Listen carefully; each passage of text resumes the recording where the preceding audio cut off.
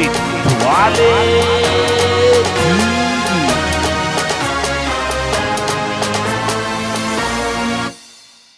Welcome to TWALE TV, Wale. Yes, TWALE TV Sports. Welcome back. What a break we've had here.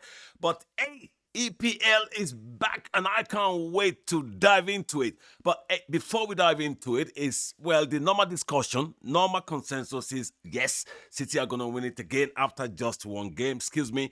I see that as a bloody waste of time. It's the normal things fans do at the beginning of the season.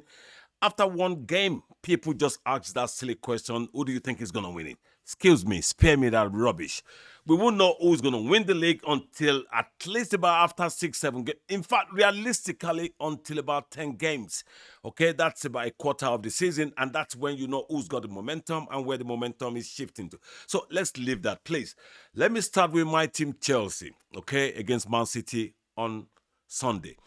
For you Chelsea fans who have been dealing with the same problem I have been dealing with, which is this cloud of uncertainty hanging over our club, Chelsea, I'll break it down very, slowly. I mean, we've got problem from the top to the bottom, okay, from the hierarchy to the pitch, and I really can't understand, why the whole fuss about Raheem Sterling, giving out these statements about his intentions or his representatives talking about what they think or what does the club want to do or where, excuse me. And I listened to Daniel Sturridge, Mika Richards, and Jamie Redknapp on Sky Sports criticizing Raheem Sterling for coming out with such statement. Okay, fair enough. But if those guys really understand the problem going on at Chelsea, they will leave Raheem Sterling alone. Okay, Raheem Sterling is a top talent who was actually convinced to come to Chelsea. Okay, not long ago, just a season or so ago.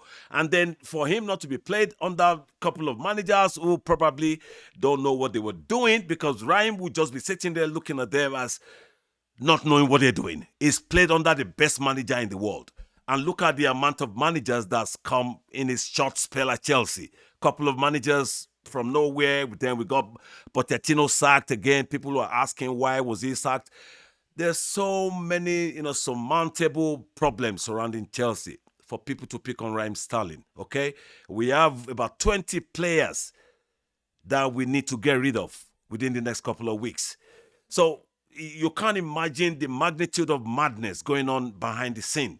So blaming Raheem Sterling, I find it very disrespectful to him and lack of insight by those people saying it. Anyway, to cut the long story short, Chelsea fans were in the good hands with Enzo Maresca. Okay, I watched the game against City. Not since Frank Lampard beat this same Pep Guardiola, and that was Frank Lampard's first spell at Chelsea. When we couldn't buy players, we were under ban. And Frank Lampard, we beat Man City. We had more possession. We outplayed them. That's probably Frank Lampard's, biggest, CV in football management, in my view. I'm sorry to say that, Frank. I love you, man. But that's probably your biggest achievement in football management. That was exceptional game, and I'll never forget that game. Not since that game have I seen so much assurance with a new manager. I was, if I had done any podcasts in the past couple of weeks or so, I would have. In fact, my view about Maresca is inexperienced. He's never managed in a top flight, okay? But I can see why they were so convinced he can do the job in just that first game against City. The way we played, the way the level of thinking, the positiveness in our approach to winning the game. We weren't playing City as if we were trying to survive. We were playing as if we wanted to beat them.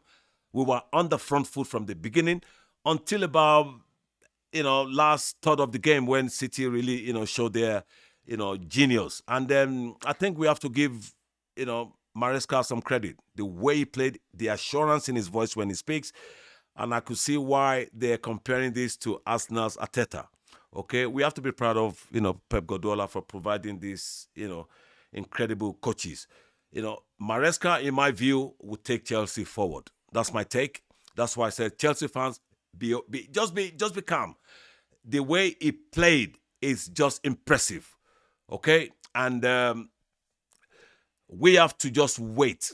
Okay, like I said, when Pochettino was about to be sacked, I said they should just give him some time to see what would happen. And then, unfortunately, what we were waiting for, he did it at the end of the season, winning 6 games on the trot. He should have done that from the beginning. And I could see Maresca doing that anytime soon. He's so, so articulate with his instructions and the way the players carried out his instructions.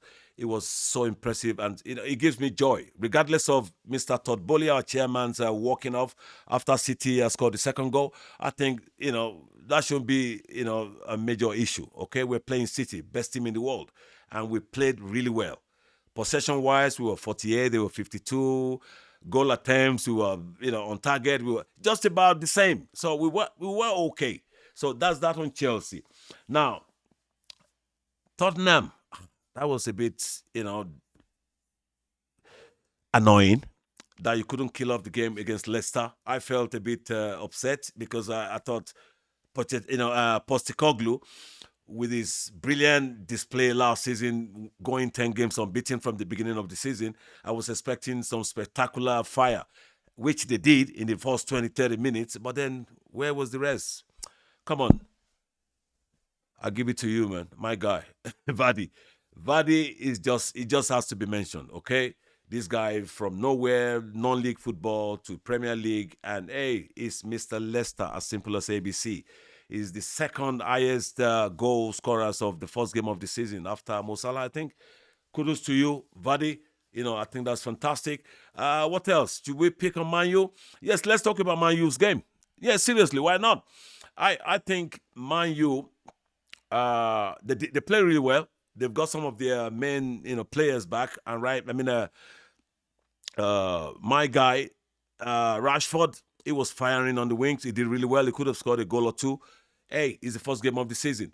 But my take on Ten Hag will never change. Okay, he doesn't seem like the manager that can take Man U back to the glory days. Okay, he came, he won, FA Cup and League Cup, and then everybody talks about that he puts trophy on the table. Excuse me, that's not Man U. Man U don't win League Cup and FA Cup and start busting. Man U win leagues. Okay, they get to semi-final of Champions League. They win Champions League. So the way he's been carried as if he's a real top guy, and he hasn't got I don't see him with that kind of charisma, his body language when he talks, and he doesn't seem to have that personality to deal with dressing room issues. Okay, he doesn't have it. You must be brutal. You must be ruthless, and we can't see that in him with the amount of shenanigans that's gone on over the last 2 years. So they've done really well. They've got all the scores together, but regardless, under Ten Hag, they've had the worst of all records in their history. Worst goals conceded last season, 58 or 54. Worst everything worst under him. Worst position finished in the league, 8th. Man U's never done that in the Premier League. They've never finished 8th. So he hasn't got any impressive record. And the way he was dealt with by the club, regarding, towards the end of last season, is he going? Is he staying? He was just given that 2 years contract extension because Man U can't find their man. Man U needs a serial winner. Somebody who wins Champions League regularly. Somebody who can be there regularly. Somebody who wins the league regularly. And that's what makes Man U Man U. And for them to be Man U again on that pedestal, they have to find that person. They have to be honest with themselves that Ten Hag is just warming the seat for whoever is coming. Trust me. That's my view. And, all these, oh, yes, last minute winner. Fulham could have beaten them. It was an equal game. Fulham could have beaten them in the game. Trust me, let's leave that. Now, we're back. English Premier League is back. We just thought we need to touch base today and quickly let you know about the follow-ups. We've got a Tottenham fan coming over the weekend. He needs to come and run his mouth. And I'm sure you know him, Jimmy J. He's been on the show so many times. And then we've got a couple of other live streamings we're going to be doing. So we would catch up with you, at the next podcast. No promises. So hasta la vista, baby. And it's really nice to be back. Ciao. TWALE.